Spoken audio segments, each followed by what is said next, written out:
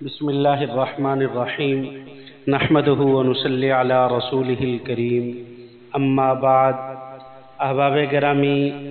آج ہمارا سیرت النبی صلی اللہ علیہ وسلم کورس کا سبق نمبر 4 ہے۔ آج ہم سبق نمبر 4 جس عنوان سے شروع کرنا ہے وہ صحابہ اکرام رضوان اللہ علیہم اجمعین کے لیے حبشہ کی طرف ہجرت کرنے کا حکم ہے کہ جناب رسول اللہ صلی اللہ علیہ وسلم اپنی ذات پر ہر قسم کے مظالم اور تکالیف برداشت کرتے رہے، مگر جب صحابہ اکرام رضوان اللہ علیہ اجمعین اور آپ کے دوسرے رشتہ داروں تک اس کی نوبت پہنچی اور دیکھا کہ وہ نہایت صبر کے ساتھ تمام مظالم سہنے کے لیے تیار ہے، مگر اس کلمہ حق اور نور الہی سے منہ موڑنے کے لیے تیار نہیں ہے جو ان کو آپ کے ذریعے سے وصول ہوا ہے، تو ان حضرات کو اجازت دی کہ آپ مکہ سے ملک حبشہ کی طرف ہجرت کر کے چلے جائیں۔ تو نبوت کے 5ویں سال رجب بمطابق 614 عیسوی میں اس حکم کے ملتے ہی حبشہ کی طرف 16 افراد پر مشتمل قافلہ رواں دواں ہوا ہے، جن میں 12 مرد اور 4 خواتین شامل تھیں۔ اس قافلہ ہجرت کے سالار حضرت عثمان غنی ذو النورین رضی اللہ تعالی عنہ تھے۔ ان کے اس سفر ہجرت میں ان کی رفیقہ حیات حضرت رقیہ رضی اللہ تعالی عنہ بھی ان کے ساتھ تھی۔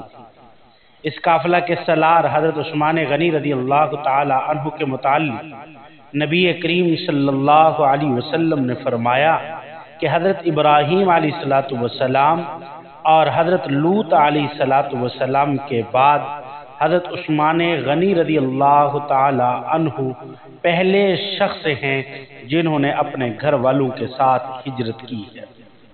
مکہ مکرمہ سے یہ قافلہ راتوں رات ہجرت حبشہ کے لیے روانہ ہوا اور وہاں کی بندرگاہوں سے ہوتا ہوا 2 کشتیوں پر نصف دینار کے کرائے پر مہاجرین حبشہ سوار ہو کر حبشہ میں پہنچے اور وہاں پر پرامن و سکون کے ساتھ رہنے لگے۔ ابھی حبشہ میں مسلمانوں کو 2 ماہ ہی گزرے تھے کہ انہوں نے یہ خبر سنی کہ اہل مکہ مسلمان ہو گئے تھے، لہذا ان مہاجرین اسلام نے اپنے وطن مکہ مکرمہ کی واپسی کا ارادہ فرمایا اور ماہ شوال میں مکہ مکرمہ کی طرف واپس لوٹے۔ جب یہ حضرات مکہ کے قریب پہنچے تو بنو کنعانہ کے ایک شخص سے ان کی ملاقات ہوئی جس نے پورے حالات سے ان کو آگاہ کیا، جس کی بنا پر مہاجرین نے فیصلہ کیا کہ مکہ مکرمہ میں داخل ہو کر ہی کوئی نیا فیصلہ کیا جا سکتا ہے۔ چنانچہ ہر ایک مسلمان کسی نہ کسی کی پناہ گاہ میں مکہ مکرمہ میں داخل ہوا۔ جب مکہ مکرمہ میں حبشہ سے واپس آنے والے مہاجرین اور باقی مسلمانوں کو کفار مکہ نے سخت تکلیفیں دینا شروع کی تو نبی کریم صلی اللہ علیہ وسلم نے مسلمانوں کو دوبارہ حبشہ کی طرف ہجرت کرنے کا حکم دیا۔ چنانچہ نبوت کے 6 سال کے آغاز میں ہی 615 عیسوی کو 101 افراد کے قافلے نے، جن میں 83 مرد اور 18 خواتین شامل تھی، حبشہ کی طرف ہجرت کی۔ اس ہجرت کو روکنے کے لیے کفار نے ہر ممکن رکاوٹیں کھڑی کی، مگر وہ مہاجرین کو ہجرت حبشہ سے روک نہ سکے۔ یہ اب مہاجرین ہجرت مدینہ تک حبشہ ہی میں رہے۔ جب نبی کریم صلی اللہ علیہ وسلم نے مکہ سے مدینہ منورہ کی طرف ہجرت فرمائی تو مہاجرین حبشہ میں سے 83 مرد اور 8 خواتین نے مدینہ منورہ کی طرف ہجرت کی۔ باقی میں سے 2 صحابہ اکرام مکہ مکرمہ میں انتقال فرما گئے اور دوسرے مسلمانوں کو مکہ میں محبوس کر لیا گیا۔ اس دوسری ہجرت حبشہ کے اصحاب کرام میں سے 24 کو جنگ بدر میں شمولیت کی سعادت نصیب ہوئی، اور جناب رسول اللہ صلی اللہ علیہ وسلم قائد اولین قلیل مسلمانوں کے ساتھ مکہ مکرمہ میں زندگی بسر کرتے رہے اور تبلیغ اسلام کرتے رہے۔ آپ صلی اللہ علیہ وسلم کی دعوت اسلام سے چیدہ چیدہ لوگ حلقہ اسلام میں داخل ہوتے چلے گئے، خصوصاً حضرت سیدنا حمزہ رضی اللہ تعالی عنہ، حضرت سیدنا خلیفہ ثانی حضرت عمر بن فاروق رضی اللہ تعالی عنہ کے اسلام پر کفار میں ماتم میں صف ماتم بچ چکی تھی۔ اب مسلمانوں کی تعداد روز بروز بڑھنے لگی اور مضبوط ہونے لگے۔ بالآخر انہیں ایک نرالی، ایک عجیب ترکیب سوجی، جس سے ان کے خیال میں کہ وہ محمد صلی اللہ علیہ وسلم کو ان کے چچا اور ان کے قبیلہ سے حاصل کر کے نعوذ باللہ قتل کر سکے۔ اس سلسلے میں سب کفار مکہ نے آپس میں اتفاق کیا اور آپس کی اتفاق سے ایک دستاویز لکھی، جس میں اللہ تعالیٰ کی قسم کھا کر عہد کیا گیا کہ جب تک بنو ہاشم اور بنو مطلب محمد صلی اللہ علیہ وسلم کو کفار مکہ کے حوالے نہ کریں گے، اس وقت تک ان کے ساتھ سوشل بیکاٹ یعنی معاشرتی بیکاٹ شروع کر دیا جائے گا۔ نہ ان کے ساتھ شادی بیاہ ہوگی، نہ خرید و فروخت میں شمولیت اختیار کی جائے گی، اور نہ ان کے ساتھ کسی قسم کا میل جول ہوگا، اور نہ ہی بول چال رکھا جائے گا، اور نہ ہی ان کے گھروں میں آنا جانا رکھا جائے گا۔ تو چنانچہ انہوں نے جن دستاویز کو، جس پر کفار مکہ کے تمام قبائل کے سرداروں کے دستخط تھے، کعبہ بیت اللہ کے اندر لٹکا دیا کہ جب اس واقعے کا علم ابو طالب کو ہوا تو انہوں نے دونوں قبیلوں کو بلا کر ان سے کہا کہ محمد صلی اللہ علیہ وسلم کو لے کر دونوں قبیلوں کے کافر اور مسلمان سب شیب ابی طالب میں جمع ہو گئے،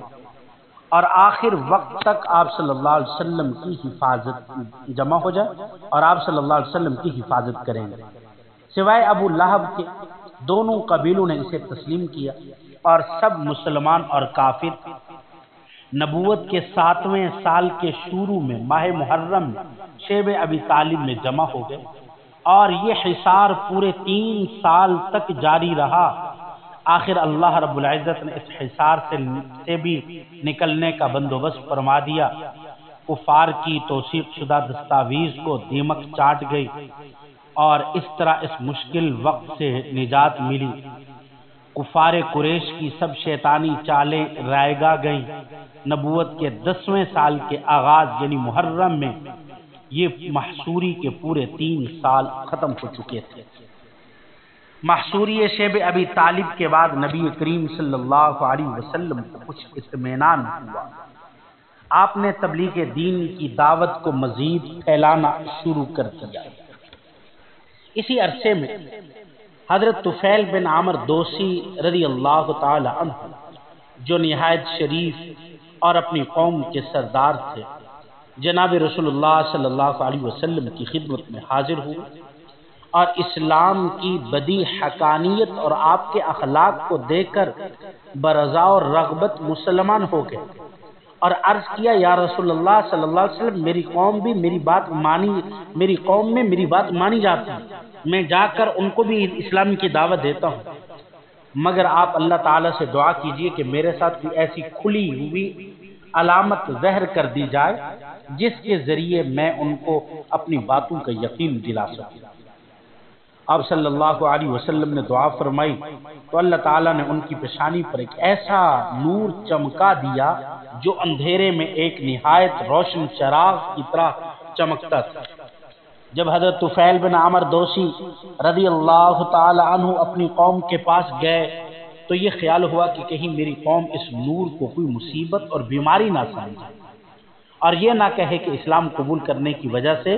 مجھ پر یہ مرض مسلط ہو گیا ہے۔ اس لیے دعا کی کہ یہ نور آپ کے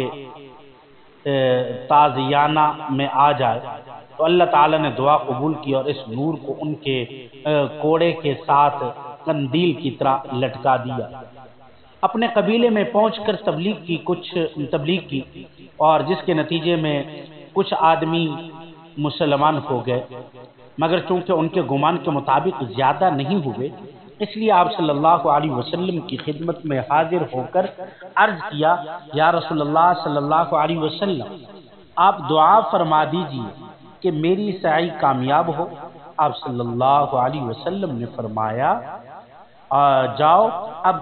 آپ نے دعا فرمائی اور فرمایا کہ جاؤ اب تبلیغ کرو اور نرمی سے کام لو۔ حضرت طفیل بن عامر دوسی رضی اللہ تعالیٰ عنہ واپس لوٹے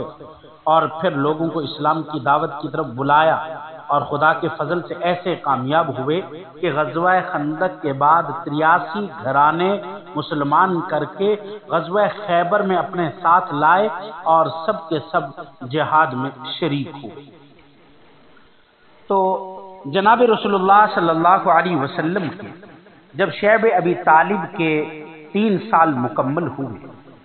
ابھی محصوری شیب ابی طالب سے نجات کو صرف 6 ماہ ہی ہوئے تھے، آپ کے جانثار، آپ کی تائید کرنے والے چچا ابو طالب نبوت کے 10ویں سال ماہ رجب میں انتقال فرما گئے، اور ان کی وفات کے 2 ماہ ہی بعد رمضان المبارک میں آپ صلی اللہ علیہ وسلم کی زوجہ مطہرہ ام المؤمنین حضرت خدیجہ الکبریٰ رضی اللہ تعالی عنہا بھی وفات پا گئیں۔ اس کی وجہ سے اس سال کو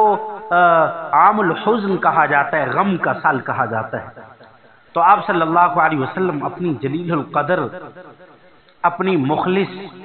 55 سال کی رفیقہ حیات کی وفات پر آپ بہت متاثر ہوئے، حتیٰ کہ اس سال کو نبی کریم صلی اللہ علیہ وسلم نے عام الحزن، غم کا سال قرار دیا، کیونکہ ابی طالب کی وفات تک قریش بزدل بنے رہے اور ان کی وفات کے بعد وہ لوگ ڈٹ گئے۔ ابی طالب کی زندگی میں جو تکالیف ان کو نہ پہنچا سکتے تھے، انہوں نے وہ تکالیف اب پہنچانا شروع کر دی، حتیٰ کہ ایک دن نبی کریم صلی اللہ علیہ وسلم کے سر مبارک پر سر عام ایک بد فطرت قریش نے مٹی ڈال دی۔ نبی کریم صلی اللہ علیہ وسلم اسی حالت میں جب گھر پہنچے تو آپ کی صاحبزادیوں میں سے ایک آپ کا سر دھوتی جاتی تھی اور روتی جاتی تھی، تو نبی کریم صلی اللہ علیہ وسلم ان کو فرماتے کہ رو نہیں بیٹی، اللہ تعالیٰ تیرے باپ کا حامی و ناصر ہے۔ اس واقعے کو سیرت ابن حشام میں حضرت عروہ بن زبیر رضی اللہ تعالی عنہ سے نقل کیا گیا ہے۔ مشرکین کا ایک وفد ابو طالب کی خدمت میں آیا۔ ذرا دیکھیں، ابو طالب کی وفات سے پہلے جب ان کی بیماری بڑھی تو مشرکین مکہ میں سے اپنے اپنے قبیلوں کے سردار، مثلا عتبہ بن ربیعہ، شیبہ بن ربیعہ، ابو جہل بن ہشام، امیہ بن خلف اور سفیان بن حرب جیسے تقریباً 25 سرداران قریش ابو طالب کی خدمت میں یہ مشورہ کر کے آئے تھے کہ ان سے یہ بات کی جائے کہ وہ اپنی موت سے پہلے اپنے بھتیجے اور ہمارے درمیان جھگڑا ختم کرا دیں، کہ ایسا نہ ہو کہ ابی طالب فوت ہو جائیں اور ہم ان کے بعد محمد صلی اللہ علیہ وسلم کے ساتھ کوئی سخت معاملہ کر بیٹھے، لہذا عرب ہمیں تانا نہ دے۔ جب تک ابی طالب زندہ تھے یہ لوگ ان کا لحاظ کرتے تھے، اب ان کی وفات کے بعد اس کے بھتیجے پر ہاتھ ڈالا۔ چنانچہ ابی طالب سے اس وقت نے کہا کہ کچھ لو اور کچھ دو کے اصول پر عمل کرو، ہم آپ کے بھتیجے سے معاہدہ و معاملہ کرنا چاہتے ہیں، اور وہ یہ کہ آپ کا بھتیجا ہمیں ہمارے دین پر چھوڑ دے، ہم اسے اس کے دین پر چھوڑ دیتے، وہ جس معبود کی عبادت کرنا چاہے ہمیں اس سے کوئی غرض نہیں ہوگی، مگر وہ ہمارے بتوں کی مذمت نہ کرے، اس شرط پر آپ ان سے صلح کرا دیں۔